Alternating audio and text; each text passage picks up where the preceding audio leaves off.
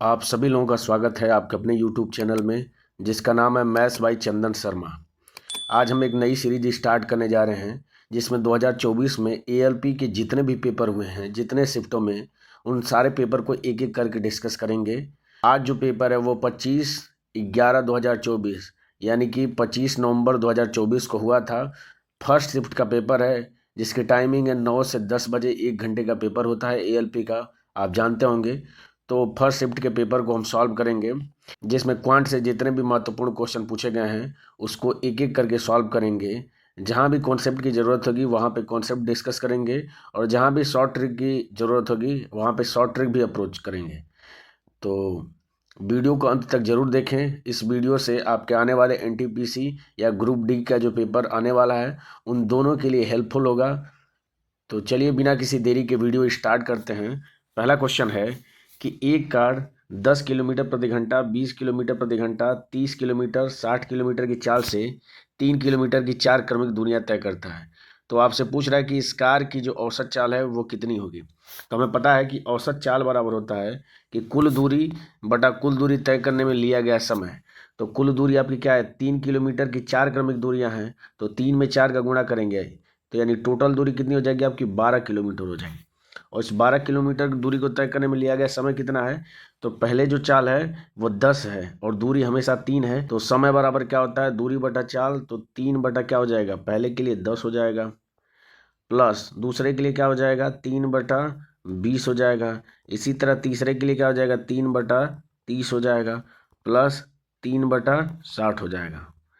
अब देखिए इन सब में 3 कॉमन है, यहाँ से 3 लेंगे, इस 12 को कट करेंगे तो ये आपका निकल के आ जाएगा 3 चौको 12 और ये हो जाएगा 1/10 प्लस 1/20 प्लस 1/30 और प्लस क्या हो जाएगा 1/60 हो जाएगा। इन सब का एलसीएम क्या निकल के आ जाएगा, तो 60 निकल के आ जाएगा। भाग देंगे 10 से तो 6 बार जाएगा, प्लस 20 से भाग देंगे तो 3 बार जाएगा, 30 से भाग देंगे तो 2 बार और 60 से 1 बार और ऊपर आपका 4 है। तो ये 60 का क्या हो जाएगा, इस ऊपर में गुणा हो जाएगा तो इसकी वैल्यू निकल के आ जाएगी 4 × 60 डिवाइडेड बाई 6 3 9 और 2 11 और एक कितना हो जाएगा 12। 12 से भाग देंगे 5 बार जाएगा और 5 का जब 4 में गुणा करेंगे तो 20 किलोमीटर प्रति घंटा। इसकी क्या निकल के आ जाएगी, एवरेज स्पीड निकल के आ जाएगी, जो कि ऑप्शन नंबर ए में दिया है। ये इसका करेक्ट आंसर हो जाएगा।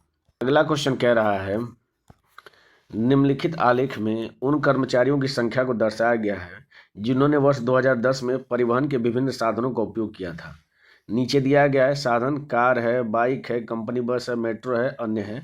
आपसे क्वेश्चन जो पूछ रहा है वो पूछ रहा है कि बाइक का उपयोग करने वाले कर्मचारियों की संख्या। तो बाइक का उपयोग करने वाले कर्मचारियों की संख्या कितनी है, तो 300 है। और मेट्रो का उपयोग करने वाले कर्मचारियों की संख्या, तो मेट्रो का ये हो गया, इसमें जो यूज किए हैं वो 150 लोग यूज किए हैं। इन दोनों का क्या पूछ रहा है, अनुपात कितना होगा।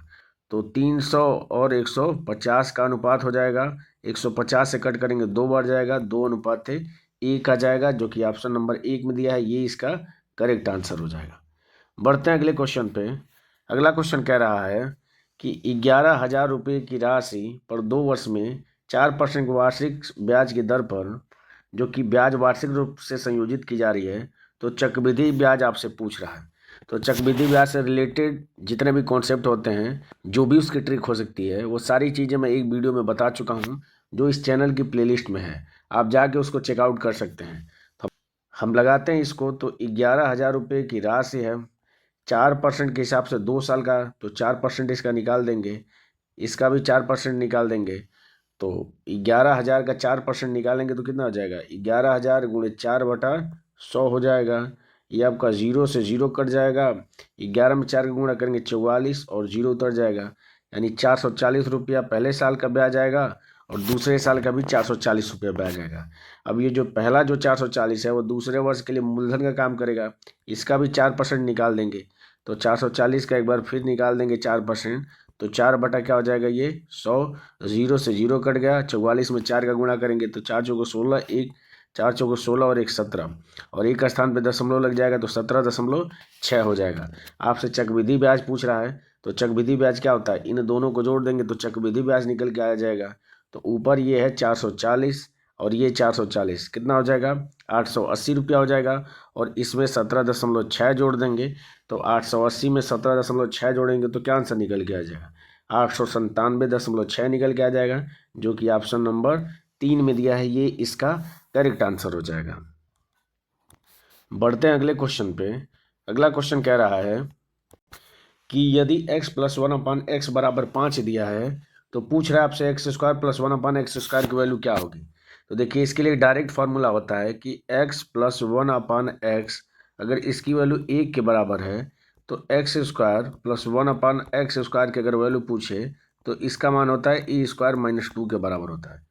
तो यहाँ से a की वैल्यू 5 है और 5 का स्क्वायर करेंगे 25 और 25 में से 2 घटाएंगे तो आंसर क्या निकल के आ जाएगा 23, जो कि ऑप्शन नंबर 1 में दिया है, ये इसका करेक्ट आंसर हो जाएगा।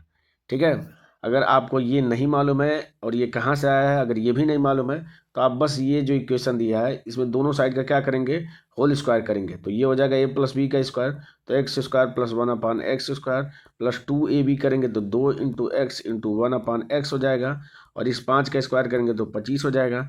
यहाँ से x कट जाएगा, अब ये जब 2 इधर जाएगा तो 25 में से 2 घट जाएगा तो आंसर क्या निकल के आ जाएगा 23 निकल के आ जाएगा। ठीक है, बढ़ते हैं अगले क्वेश्चन पे। अगला क्वेश्चन कह रहा है यदि 9.6 अनुपाते 16.8 समानुपाते 18 अनुपाते x है तो x का मान ज्ञात करिए। तो ये होता है 9.6 डिवाइडेड बाई 16.8, ये बराबर किसके है 18/x के है। यहाँ से x का मान निकाल देंगे तो ये हो जाएगा 18 गुणे, देखिए ऊपर भी एक स्थान पे दशमलव है, नीचे भी एक स्थान पे दशमलव है तो दशमलव हट जाएगा तो ये हो जाएगा 168 डिवाइडेड बाई 96।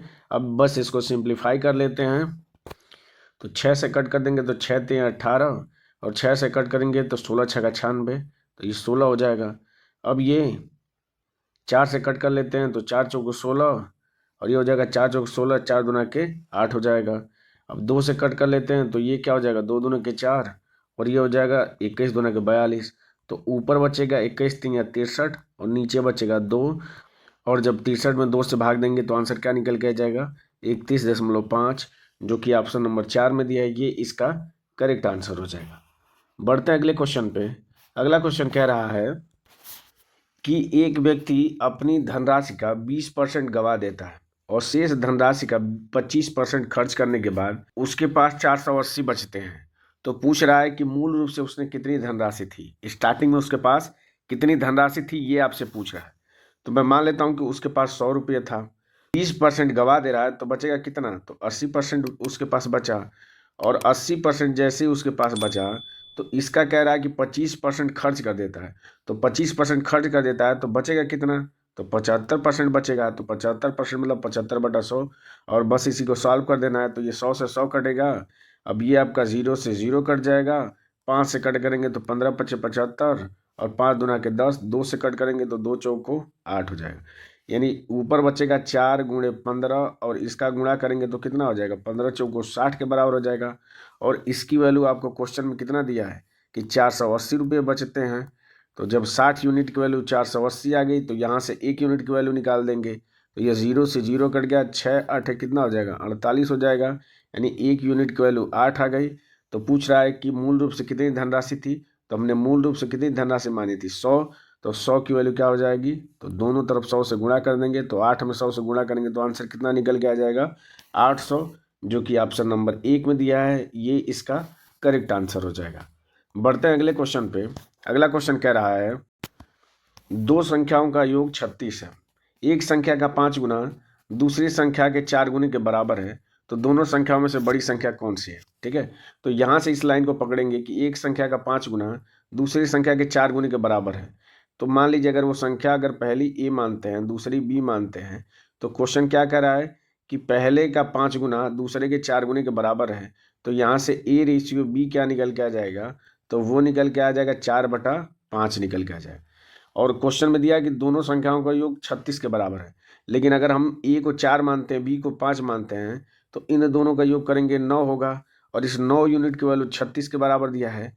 और आपसे पूछ रहा है कि बड़ी संख्या कौन सी होगी, बड़ी संख्या मतलब b, और b की वैल्यू 5 है और 5 का मान पूछ रहा है। तो जब 9 का मान 36 है तो 1 यूनिट का मान कितना हो जाएगा, 9 चौको 36 4 हो जाएगा और 5 की वैल्यू क्या निकल के आ जाएगी यहाँ से तो 4 गुणे 5 यानी 20 इसका आंसर हो जाएगा, जो कि ऑप्शन नंबर किसमें दिया है, 1 में दिया है, ये इसका करेक्ट आंसर हो जाएगा। बढ़ते हैं अगले क्वेश्चन पे। अगला क्वेश्चन कह रहा है कि निम्नलिखित में से कौन सी संख्या 11 से विभाज्य है। तो 11 से विभाज्यता का नियम मैं बता चुका हूँ इस चैनल पे। उसमें क्या होता है कि जब कोई संख्या दी होती है तो उसको 1 2 3 4 ऐसे नंबरिंग कर ली जाती है, और जो उसके सम स्थानों के अंकों का योग होता है और विषम स्थानों के अंकों का योग का अंतर या तो 0 है या उससे जो बनी संख्या है वह 11 से पूर्णतः विभाजित है, तो उस कंडीशन में वो पूरी संख्या 11 से पूर्णतः विभाजित होगी। तो हम एक एक करके चेक कर लेते हैं कि कौन सी संख्या इस रूल को सेटिस्फाई करती है, और जो संख्या इस रूल को सेटिस्फाई करेगी वही संख्या 11 से पूर्णतः विभाजित होगी। तो चलिए पहले वाले ऑप्शन पे आते हैं। तो ये क्या हो जाएगा, 9 4 13, 13 1 14 और 14 4 कितना हो जाएगा, 18 हो जाएगा। और ये हो जाएगा 8 2 10 और 10 और 6 16। इसका अंतर 0 नहीं होगा और ना ही 11 से विभाजित होगा, तो ये पहला वाला ऑप्शन नहीं होगा।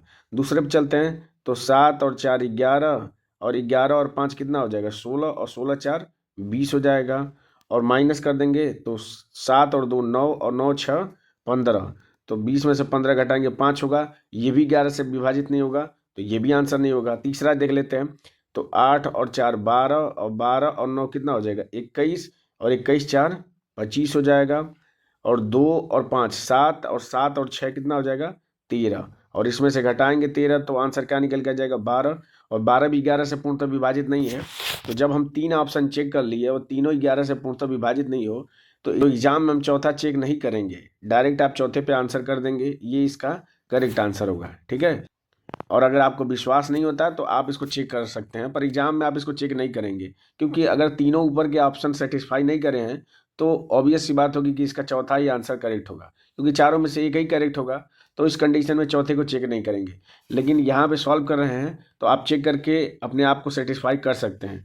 तो कर लीजिए। तो 9 4 कितना हो जाएगा, 13 हो जाएगा। 13 और 8 21 हो जाएगा। 21 और 4 कितना हो जाएगा, 25 हो जाएगा। ये हो जाएगा 6 2 8 और 8 6 14 हो जाएगा। और 25 में से 14 घटाएंगे तो 11 आ जाएगा, और 11 11 को विभाजित करता है, तो इसलिए चौथा ऑप्शन क्या हो जाएगा, करेक्ट हो जाएगा। बढ़ते हैं अगले क्वेश्चन पे। अगला क्वेश्चन कह रहा है कि दिन के किसी विशेष समय में सूर्य की स्थिति के कारण 6 फीट लंबे व्यक्ति की जो छाया बनती है वो 4 फीट की बनती है। यानी 6 फीट का आदमी है तो उसकी छाया कितने की बन रही है, 4 फीट की बन रही है। जबकि उस व्यक्ति के बगल में एक खंभा है, 36 फीट की छाया बन रही है। कितनी बन रही है उसकी छाया, 36 फीट की। तो खंभे की ऊंचाई पूछ रहा है। ठीक है। तो देखिए ये इसका कितने गुना है 4 का, तो ये है 4 9 36, 9 गुना है। तो इधर भी जो खंभे की ऊंचाई होगी उसका क्या हो जाएगा, 9 गुना होगा। तो 6 का 9 गुना करेंगे तो आंसर क्या निकल के जाएगा, 54, जो कि ऑप्शन नंबर 2 में दिया है, ये इसका क्या हो जाएगा, करेक्ट आंसर हो जाएगा। ये अनुपात और समानुपात पे आधारित प्रश्न था। बढ़ते हैं अगले क्वेश्चन पे। अगला क्वेश्चन कह रहा है, क्वेश्चन नंबर 10 है। क्वेश्चन कह रहा है कि एक 3 अंकीय संख्या इस प्रकार से है कि इकाई, दहाई और सैकड़े के जो अंक हैं उनका अनुपात दिया 2:3:4 है। आगे कह रहा है कि इस संख्या का और इसे उलटने पे जो प्राप्त संख्या है उसका योग दिया है 1332। तो कह रहा है कि 3 अंक की संख्या और उसके उलटने से जो प्राप्त संख्या है उसके बीच का धनात्मक अंतर क्या होगा, ये आपसे पूछ रहा है। ठीक है। तो इकाई, दहाई और सैकड़े का जो अनुपात दिया है वो दिया 2:3:4। तो हम मान लेते हैं कि वो संख्या ही यही है। तो संख्या क्या निकल के आ जाएगी, तो 4 3 2 है, तो 432 हम ये मान लेते हैं कि वो संख्या है। तो अगर इसके अंकों को अगर पलट दिया जाए तो पलटने पर संख्या क्या प्राप्त होगी, तो 2 3 और 4 ये संख्या प्राप्त होगी। अब इन दोनों का योग निकाल लेते हैं। तो इन दोनों का योग निकालेंगे तो 4 2 6, 3 3 6 और 4 2 6, यानी 666 वो संख्या प्राप्त होनी चाहिए इन दोनों को योग करने पे। लेकिन क्वेश्चन में दिया है कि इन दोनों का योग किसके बराबर है, तो 1332 के बराबर है। अब हम देख लेते हैं कि 1332 666 का कितने गुना है। तो 6 गुना के 12, लास्ट में 2 है, तो कितनी बार जाएगा, 2 बार। तो ये यहाँ से 1 यूनिट की वैल्यू क्या निकल के आ जाएगी, 2। अब आगे बढ़ते हैं। कह रहा है कि 3 अंकों की संख्या और उसके उलटने से प्राप्त संख्या, यानी ये दोनों जो संख्याएं प्राप्त हुई हैं इनके बीच का धनात्मक अंतर, यानी इन दोनों का हम क्या निकाल लेते हैं, अंतर निकाल लेते हैं। तो घटा देते हैं। तो 12 में से 4 जाएगा, कितना हो जाएगा आपका, 8 हो जाएगा। और यहाँ पे 12 में से 3 जाएगा, 9 हो जाएगा। और 3 में से 2 घटाएंगे, कितना हो जाएगा, 1, यानी 198 की वैल्यू आपसे पूछ रहा है। अगर 1 यूनिट की वैल्यू 2 है तो 198 यूनिट की वैल्यू क्या हो जाएगी, 198 गुणे 2 हो जाएगी। लास्ट में अगर इसको 2 जोड़ देते हैं तो 200 हो जाएगा, 200 दूना के 400, और 400 में से 4 घटा देंगे तो कितना हो जाएगा 396, जो कि ऑप्शन नंबर 2 में दिया है, ये इसका करेक्ट आंसर हो जाएगा। ठीक है, बढ़ते हैं अगले क्वेश्चन पे। अगला क्वेश्चन कह रहा है कि यदि दो संख्याओं का HCF और LCM क्रमशः 7 और 245 है तो उनका गुणनफल ज्ञात कीजिए। ठीक है, तो हमने एक फार्मूला पढ़ा है कि पहली संख्या गुणे दूसरी संख्या बराबर होता है HCF और गुणे क्या होता है LCM होता है। ये एक फार्मूला होता है। तो दोनों संख्याओं का गुणनफल पूछ रहा है, यानी कि HCF और LCM का गुणनफल निकाल देंगे तो हमारा आंसर निकल के आ जाएगा। तो 7 में 245 का गुणा कर देते हैं, तो ये कितना हो जाएगा 7 पचे 35, 3 7 चौका 28 और 3 31, 3 7 दुना के 14 और 3 कितना हो जाएगा 17, 1715 इसका आंसर होगा, जो कि ऑप्शन नंबर 4 में दिया है, ये इसका करेक्ट आंसर हो जाएगा। बढ़ते हैं अगले क्वेश्चन पे। क्वेश्चन नंबर 12 कह रहा है एक व्यक्ति ने 1 रुपये में 3 की दर से और 1 रुपये में 2 की दर से समान संख्या में संतरे खरीदे। 20% का लाभ अर्जित करने के लिए उसे उन्हें प्रति दर्जन किस मूल्य पर बेचना चाहिए। तो यहाँ पे एक शब्द यूज हुआ है दर्जन, तो हम जो भी संख्या लेंगे वो 12 के हिसाब से लेंगे। ठीक है, तो कह रहा है कि 2 और 3, तो इन दोनों का एलसीएम 6 होता है, तो हम ये मान लेते हैं कि संतरों की संख्या क्या है 12 है। ठीक है, तो अगर 3 रुपये की दर से खरीदता है तो उसको कितने रुपये पे करना पड़ेगा, तो 4 रुपये उसको पे करना पड़ेगा। और 2 रुपये की दर से खरीदता है तो 12 अगर हैं संतरे तो उसमें उसको कितना पे करना पड़ेगा 6, यानी टोटल उसकी जेब से लग रहा है वो कितना लग रहा है 10 रुपया लग रहा है, और उस 10 रुपया में उसको 2 दर्जन यानी कि 24 संतरे उसको मिलते हैं। ठीक है, आगे कह रहा है कि 20% का लाभ कमाना हो, यानी अगर वो 10 रुपया पहले खर्च कर रहा है तो 20% का लाभ मतलब क्या हो जाएगा 10 का 120/100 हो जाएगा, और 120/100 ये 0 से 0 कट गया, ये 0 से 0 यानी 12, यानी कि अगर वो 10 में खरीद के लाया है तो उसको 12 में बेचना है, तो 24 यानी 2 दर्जन अगर उसके पास संतरे हैं और 12 रुपये में बेचना है तो प्रति दर्जन कितने रुपये में बेचेगा, तो 6 रुपये में बेचेगा, तभी तो उसको 12 रुपये मिलेगा 2 दर्जन बेचने पर, जो कि ऑप्शन नंबर 1 में दिया है, तो इसका आंसर क्या हो जाएगा 6 रुपया हो जाएगा। बढ़ते हैं अगले क्वेश्चन पे। अगला क्वेश्चन कह रहा है अनिल अपनी आय का 40% किराए पर और शेष आय का 40% दवाओं पर खर्च करता है। यदि वह हर महीने 7,200 रुपये बचाता है तो उसकी मासिक आय कितनी है, ये आपसे पूछ रहा है। तो मैं मान लेता हूँ कि उसकी मासिक आय क्या है 100 है, तो 40% किराए पे खर्च कर देता है तो बचेगा कितना, तो 60 रुपया बचेगा। और शेष आय का यानी अब जो ये 60 रुपया बचा है उसका 40% दवाओं पे खर्च करता है, तो जैसे ही 40% दवाओं पे खर्च कर देगा तो बचेगा कितना, तो 60% बचेगा, तो 60 बटा क्या हो जाएगा 100, यानी ये 0 से 0 कट गया, यानी अब उसके पास कितना रुपया बच रहा है, तो 36 रुपया बच रहा है। और 36 रुपये की वैल्यू आपको क्वेश्चन में दिया कितना है कि वह प्रति महीने 7,200 बचाता है, यानी 36 यूनिट की वैल्यू कितनी निकल के आ जाएगी 7,200 निकल के आ गई। यहाँ से 1 यूनिट की वैल्यू कितनी निकल के आ जाएगी, तो 36 में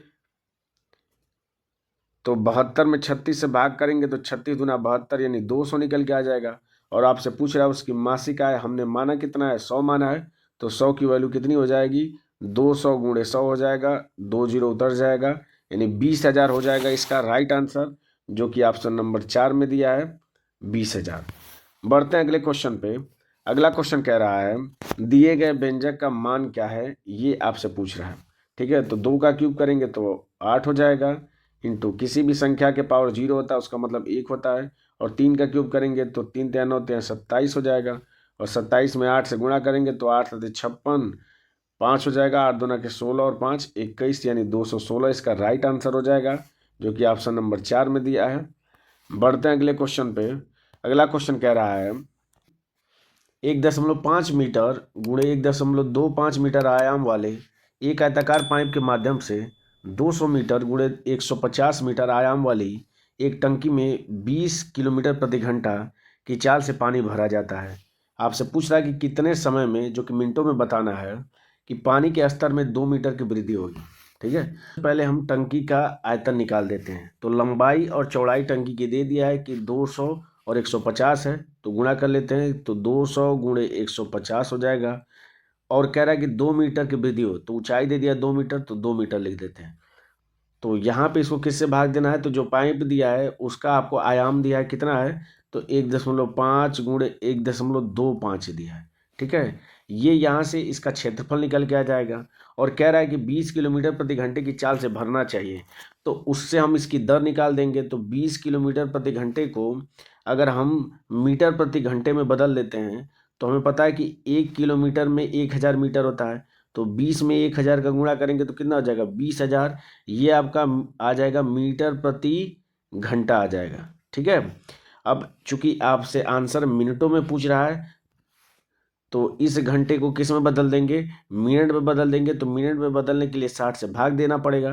तो ये आपका 0 से 0 कट जाएगा, यानी यहाँ से क्या निकल के आ जाएगा, तो ऊपर आपका 2000 बचेगा और नीचे 6, ये आ जाएगा मीटर प्रति मिनट आ जाएगा। और बस इसी को क्या करना है ना कि जो पाइप का आयाम दिया है उसमें गुणा कर देंगे। तो ये आपका नीचे 2000 हो जाएगा और ये 6 ऊपर चला जाएगा तो 6 का इसमें गुणा हो जाएगा। और बस इसी को सॉल्व कर देंगे तो हमारा आंसर निकल के आ जाएगा। तो सॉल्व कर देते हैं। तो ये 3 जीरो से क्या हो जाएगा, ये 1 2 3 जीरो कट जाएगा।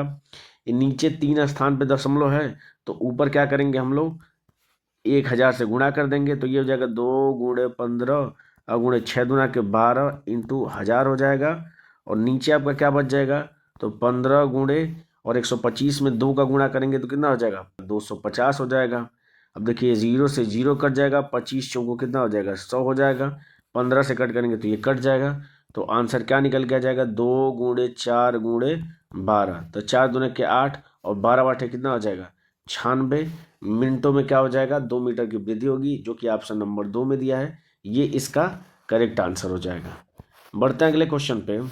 अगला क्वेश्चन कह रहा है कि ए अकेले एक काम को 6 दिनों में और बी उसी काम को 8 दिनों में कर सकता है। ए और बी ने एक साथ काम को 3200 रुपये में पूरा करने का सोचा। सी की सहायता से उन्होंने इस काम को 3 दिनों में पूरा कर दिया। तो सी को कितना भुगतान करना होगा, ये आपसे पूछ रहा है। तो ए अकेले काम को कितने दिन में कर रहा है, 6 दिन में। बी उसी काम को कितने दिन में कर रहा है, 8 दिन में। और सी की सहायता से मतलब क्या है कि ए प्लस बी प्लस सी ये तीनों मिलके उस काम को 3 दिन में पूरा कर दे रहे हैं। तो इन तीनों कैल्शियम क्या निकल के आ जाएगा, तो 24 निकल के आ जाएगा। 6 से भाग देंगे तो 4 बार, 8 से भाग देंगे तो 3 बार, 3 से भाग देंगे तो 8 हो जाएगा। यहाँ से ए की एफिशिएंसी क्या निकल के आ गई, 4, बी की एफिशिएंसी आ गई 3 और ए प्लस बी की एफिशिएंसी 8 है। तो ए प्लस बी की संयुक्त एफिशिएंसी कितनी हो जाएगी, 7 हो जाएगी। और तीनों की 8 है तो यहाँ से सी की एफिशिएंसी क्या निकल के आ जाएगी, 1 निकल के आ गई। ठीक है, तो जो एफिशिएंसी का रेशियो होता है, यानी यहाँ से एफिशिएंसी का रेशियो क्या निकल के आ गया है, ए बी और सी का, वो निकल के आ गया 4:3:1। तो जितनी इफिशियंसी का रेशियो होता है उसी अनुपात में पैसे वितरित किया जाता है।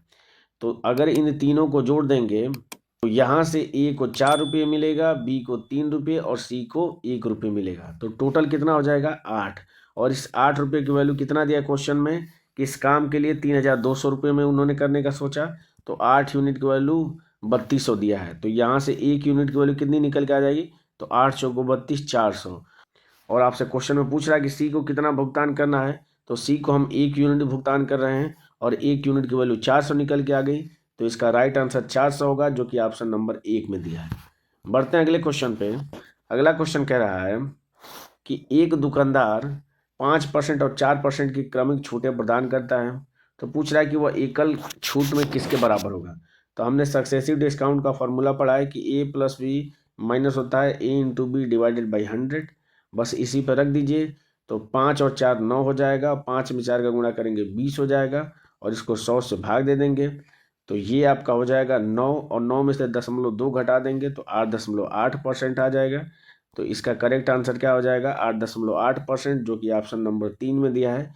ये इसका करेक्ट आंसर हो जाएगा। बढ़ते हैं अगले क्वेश्चन पे। अगला क्वेश्चन कह रहा है कि एक त्रिभुज की भुजाओं की लंबाई 5 सेंटीमीटर, 7 सेंटीमीटर और 10 सेंटीमीटर है।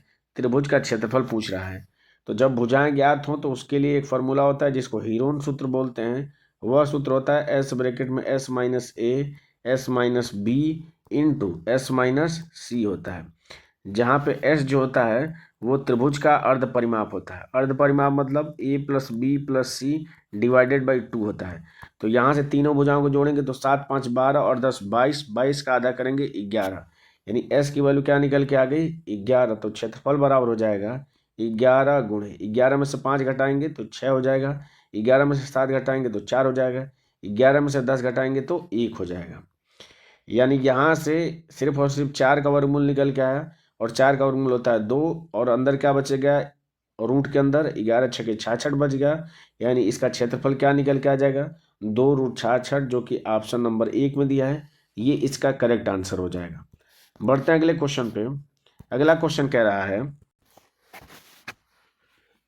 रहा है कि एक कक्षा में 50 विद्यार्थियों की औसत लंबाई 150 सेंटीमीटर दिया है, उसमें से 5 जिनकी औसत लंबाई 146 सेंटीमीटर है कक्षा छोड़ देते हैं, और अन्य 5 जिनकी लंबाई 156 सेंटीमीटर है कक्षा में सम्मिलित हो जाते हैं। तो पूछ रहा है कि कक्षा में विद्यार्थियों की नई औसत लंबाई सेंटीमीटर में कितनी होगी, ये आपको बताना है। तो देखिए 146 लंबाई के जो छात्र हैं वो कक्षा छोड़ के जा रहे हैं, और इनकी जगह पर जो 5 नए छात्र आ रहे हैं उनकी लंबाई 156 है। तो कितना अधिक लेके आ रहे हैं, तो ये 10 सेंटीमीटर अधिक लेके आ रहे हैं। तो चूंकि अगर एक 10 सेंटीमीटर अधिक ला रहा है तो 5 लोग कितना अधिक लेके आएंगे, तो 5 गुणे 10 यानी 50 सेंटीमीटर अधिक लेके आएंगे जो नए छात्र आ रहे हैं। तो जो 50 सेंटीमीटर अधिक लेके आएंगे, तो 5 छोड़ के जा रहे हैं 5 आ रहे हैं, तो अभी भी छात्रों की संख्या कितनी हो जाएगी 50 हो जाएगी। और ये 50 सेंटीमीटर जो अधिक लेके आए हैं वो 50 छात्रों में बांटा जाएगा। तो 50 छात्रों में 50 सेंटीमीटर बांटा जाएगा, तो प्रत्येक छात्र को 1-1 सेंटीमीटर की वृद्धि होगी। तो अगर पहले औसत लंबाई 150 थी, तो अब औसत लंबाई 1 बढ़ के कितनी हो जाएगी 151 हो जाएगी, जो कि ऑप्शन नंबर 2 में दिया है। ये इसका करेक्ट आंसर हो जाएगा। बढ़ते हैं अगले क्वेश्चन पे। अगला क्वेश्चन कह रहा है कि आपको नीचे जो आकृति दी गई है L और M जो है वो समांतर हैं, ये दोनों रेखाएं आपस में समांतर हैं। आपसे पूछा है कि x + 2y का मान कितना होगा।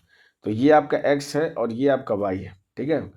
तो किसी समांतर रेखाओं को अगर कोई तिर्यक रेखा काटती है तो उसके एक तरफ जो बने कोण होते हैं उनका मान 180 अंश के बराबर होता है।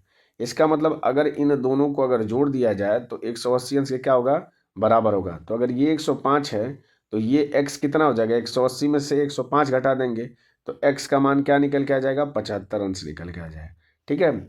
यहाँ से y का जो मान होगा, अब चूंकि देखिए अगर ये 60 अंश है तो ये भी कितना हो जाएगा आपका 60 अंश हो जाएगा, क्योंकि शीर्षाभिमुख कोण क्या होते हैं बराबर होते हैं। जब ये रेखाएं एक दूसरे को ऐसे काटती हैं तो ये आमने सामने के जो कोण होते हैं वो बराबर होते हैं, इसी को शीर्षाभिमुख कोण बोलते हैं, ठीक है। तो अगर ये 60 है तो ये भी 60 हो जाएगा, और अभी हमने बताया कि इन दोनों कोणों का योगफल 180 अंश के बराबर होना चाहिए। तो अगर ये 60 है तो y यहाँ से क्या निकल के आ जाएगा 120 निकल के आ जाएगा।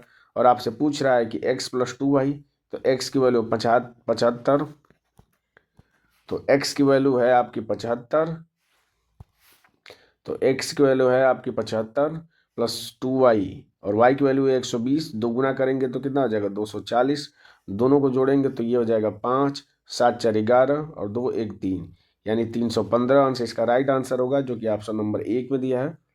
बढ़ते हैं अगले क्वेश्चन पे, और ये इस पेपर का लास्ट क्वेश्चन है। क्वेश्चन कह रहा है कि 3 के प्रथम 25 गुणजों का औसत कितना होगा। तो इसके लिए एकदम आसान फार्मूला है कि पहला 3 हो जाएगा और सबसे अंतिम वाला क्या हो जाएगा 3 × 25 हो जाएगा, और पहले और अंतिम को जोड़ के बस 2 से भाग दे देते हैं। तो 2 से भाग देंगे तो दोनों में 3 कॉमन है तो 3 ले लेंगे, और यहाँ पे 1 बचेगा, और 25 में 1 जोड़ेंगे तो 26 हो जाएगा, डिवाइडेड बाई 2 हो जाएगा। और जब 2 से भाग देंगे तो कितनी बार जाएगा 13, 13 में 3 का गुणा करेंगे तो 13 3 39, यानी इसका राइट आंसर क्या निकल के आ जाएगा 39, ठीक है। यहाँ पे समझने वाली बात यह है कि गुणजों का मतलब होता है 3 का टेबल पढ़ना, और कितनी बार तो 25 तक पढ़ना है आपका।